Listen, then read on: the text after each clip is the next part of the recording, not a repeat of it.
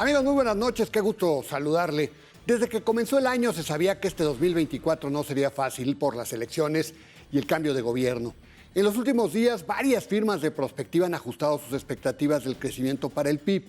Debido a algunas reformas, también la cotización del peso contra el dólar se ha movido y quizá haya menos margen para bajar las tasas de interés. Pero además un tema que preocupa son las finanzas públicas con un déficit a fin de año que rondará el 6%. Y esta presión va a ser más visible en 2025. Hoy nuestro invitado es Carlos Serrano, economista en jefe del BBVA México. ¿Cómo se ve el panorama para el cierre de este año en función de esta coyuntura? ¿Cómo se visualiza 2025 en el marco de tantas necesidades a enfrentar en el país? Lo invito a que nos acompañe. Carlos, muchísimas gracias por acompañarnos esta noche. Como siempre, un verdadero placer, ¿eh? Alberto, el placer siempre es mío estar aquí contigo. Bueno, Carlos, pues ya pasaron las elecciones, viene el cambio de gobierno. Sabíamos que el 2024 iba a ser un año cargado de incertidumbre. Todavía nos faltan las elecciones de Estados Unidos. ¿Cómo ves el cierre del año para la economía? Yo he visto que algunas firmas de prospectiva han empezado ya a ajustar sus pronósticos de crecimiento. ¿Cómo están viendo ustedes el cierre del año para la economía mexicana? ¿Cómo no, Alberto? Primero, en términos de la actividad económica, pues ya es muy evidente que hay una desaceleración en la actividad económica. Veníamos el año pasado de un crecimiento bueno, la economía creció 3.2%, donde tuvimos 3 trimestres consecutivos creciendo entre 0.7 y 0.8 cada trimestre, y ya el último trimestre del año pasado no hubo crecimiento, fue de 0, el primero de este año fue de 0.3, y esto habla de una desaceleración que me parece que en parte se explica porque ya no están habiendo más recursos de manera importante fluyendo a las obras insignia de este gobierno. En parte también me parece que estamos en un entorno de debilidad en la producción manufacturera de Estados Unidos que desaceleró las exportaciones. Entonces yo te diría, es un entorno de desaceleración donde lo más factible es que la economía vaya a crecer menos este 24 que en el 23. Hay pronósticos ya sobre 1.8, 1.9, 2, ¿no? Más o menos por ahí andan las cosas, ¿no? Sí, 2.1. Exactamente. Hay revisiones a la baja. Me parece que, pues sí, ciertamente el 3.2 que vimos el año pasado ya será muy difícil. Algo más cercano hacia 2 creo que es más factible debido a esta desaceleración que se ha dado. Y se puede ver uno en las cifras de construcción. Ahí está un aumento muy, muy fuerte el año pasado, como no habíamos visto en décadas. Y este año estamos viendo la contracción, que me parece, repito, se explica porque aumentó mucho los recursos que fluyeron a las obras insignia y ahora han disminuido. Ahora, también hemos visto que vienen algunas reformas en el Congreso para septiembre. Esta situación, Carlos, ¿qué tanto puede influir en la política monetaria? Veíamos que venía pues un descenso mucho más apresurado de las tasas, pero también he visto que algunos analistas han empezado a ajustar el descenso. ¿Tú cómo ves? ¿Cuál será el comportamiento de las tasas para el resto del año y el próximo año? ¿Cómo no, Alberto? Primero lo que mencionas, ¿no? Claramente los mercados tenían totalmente incorporada el hecho de que la doctora Sheinbaum iba a ganar la elección presidencial. Ahí no había preocupación alguna. La propia noche de la elección, cuando se anuncia primero en encuestas de salida que iba a ganar de una forma contundente, no ocurrió nada con el tipo de cambio, pero cuando se confirma que Morena y sus aliados pueden tener una posibilidad muy importante de tener la mayoría necesaria para hacer cambios a la Constitución, y luego cuando se ha dicho que eso puede transitar a una reforma al sistema judicial, los mercados han mostrado incertidumbre ante lo que puede ser esa reforma, y eso se ha traducido en un tipo de cambio más depreciado, pero no solamente eso, que quizá más importante para la economía, en mayores tasas de largo plazo. Eso le quitaría espacio fiscal al siguiente gobierno, y en ese contexto estoy de acuerdo con tu premisa. Yo creo que el Banco Central, el Banco de México, va a ser más prudente al ver un tipo de cambio más depreciado, y no solamente un tipo de cambio más depreciado, sino al ver una mayor percepción de riesgo país. Creo que los llevará a ser digamos, más graduales en su trayectoria de bajadas de lo que habíamos pensado. Entonces, yo creo que ahora no podemos descartar. Antes pensamos que podría haber 4 o 5 bajadas más. Ahora yo creo que pues, podemos pensar en 2 o 3, porque creo que vamos a ver un Banco Central más cauto ante lo que estamos viendo en los mercados, que repito, no solamente es el tipo de cambio, sino también tasas y mayor percepción de riesgo en otras variables. ¿Qué podemos esperar de la inflación?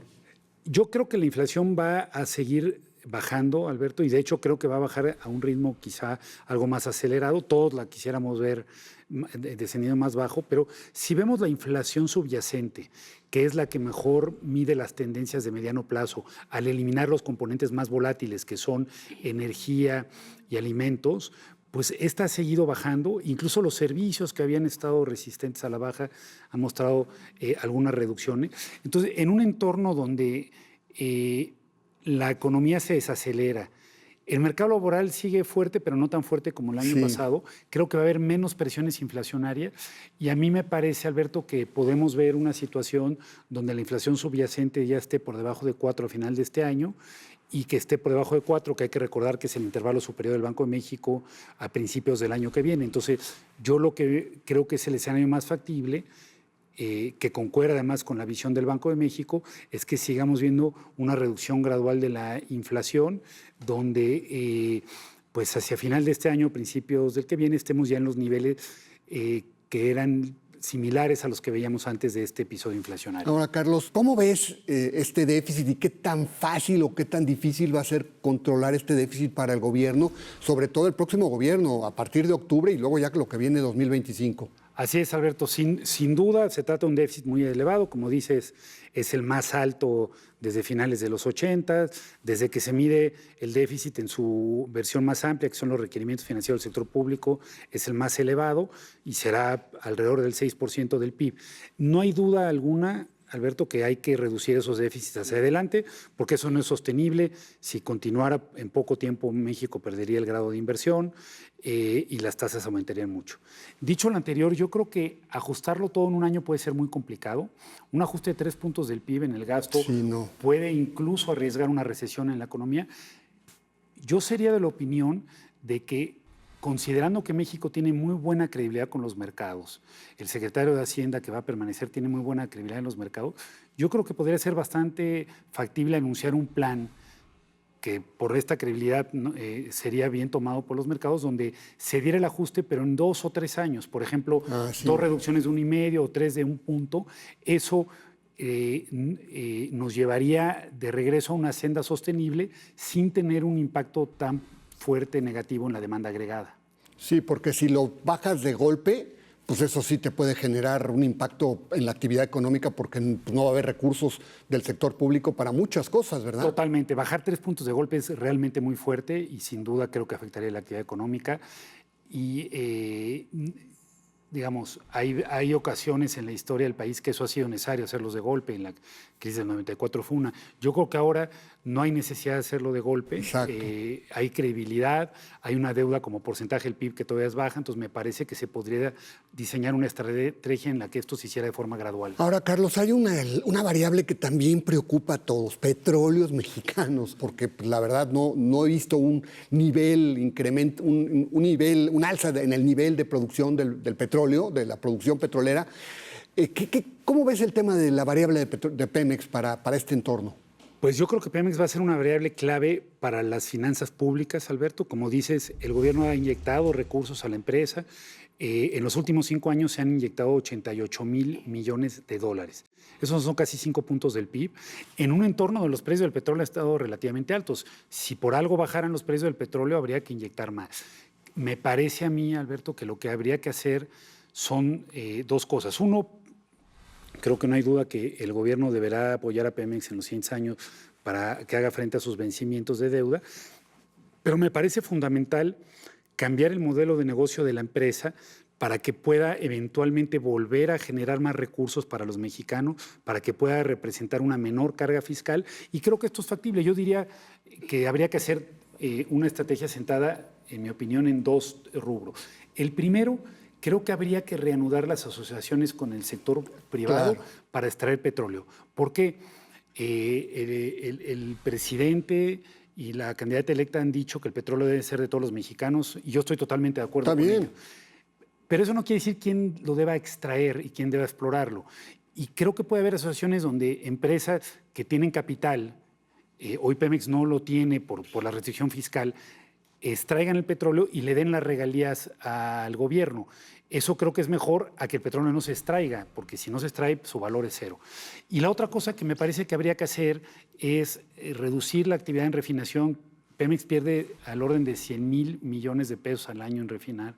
Eso también es parte de la carga fiscal. Yo creo que una menor actividad en refinación, donde se puedan importar gasolinas, pero al mismo tiempo atendiendo una preocupación válida que tienen en el gobierno, que es la sobriedad energética, hacer inversiones fuertes en almacenamiento para tener almacenamiento suficiente para varios meses, por si hay alguna preocupación de una falta de suministro y para atender estos temas de soberanía, pero al mismo tiempo pues reducir las pérdidas tan importantes que tiene Pemex. Con estas dos cuestiones creo que eventualmente Pemex puede dejar de ser una carga fiscal. Ahora, si sigue, digamos, el modelo actual en donde hay una empresa monopólica que quiere hacer todo, yo creo que pues, va a seguir siendo Pemex una carga insostenible, ¿no? Supongo, ¿no, Carlos? Así lo veo yo. Va a seguir siendo una carga insostenible porque el problema es que buena parte de las reservas que tiene México de petróleo están en aguas profundas, no hay el capital para extraerlo. Entonces, a mí me parece que se puede trabajar en asociaciones con empresas privadas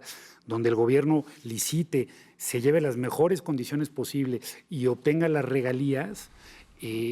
Porque si no, yo coincido contigo, va a seguir siendo una carga. Y creo que como mexicanos la reflexión que tenemos que hacer, Alberto, es la siguiente. El petróleo es nuestro, sí, pero la pregunta es, si los privados pueden extraerlo y darle, como vimos en el pasado, regalías al gobierno de 48% en promedio, ¿qué preferimos? ¿El 48% de algo o el 100% de cero? De nada. Porque enterrado vale cero y creo que la respuesta debería ser relativamente fácil. Ahora, queda claro, Carlos, que 2025 no va a ser tampoco un año fácil, ¿verdad? Si este ha sido complicado, tampoco 2025 va a ser sencillo, ¿verdad? No va a ser sencillo, me parece, Alberto, primero porque habrá que hacer algún tipo de consolidación fiscal y eso va a ser un reto significativo. Segundo, porque habrá que ver qué ocurre con las elecciones en Estados Unidos, pero hay una posibilidad, si gana el candidato Trump, de que pueda haber imposiciones de aranceles a México, que esto pueda tener más incertidumbre, entonces no va a ser fácil. En contracara, Alberto, a estas dificultades, creo que hay que reconocer también que México tiene todavía la magnífica oportunidad del nearshoring. Sí. Se puede aprovechar si se hace la tarea, si se toman algunas medidas adecuadas en temas de dar certidumbre, en temas energéticos. Pues las cosas pueden salir muy bien, pero hay que hacer la tarea. Hay todo por hacer en este país y muchas oportunidades. La oportunidad es históricamente buena, Alberto. Bueno, Carlos, muchas gracias. Te agradezco mucho, como siempre. El agradecido soy yo. Muy clarito. Siempre. Gracias, como siempre. Buenas noches, Carlos. Gracias. Buenas noches, Alberto. Sí, en definitiva, el horizonte económico de este 2024 está cargado de desafíos. Esto será más palpable en lo que resta del año y quizá 2025, cuando se cree que la economía avance más lentamente. Como quiera, están también todas las oportunidades en un país en el que hay todo por hacer. Lo invito a la próxima semana, aquí a la misma hora, con más nombres y nombres. Hasta la próxima.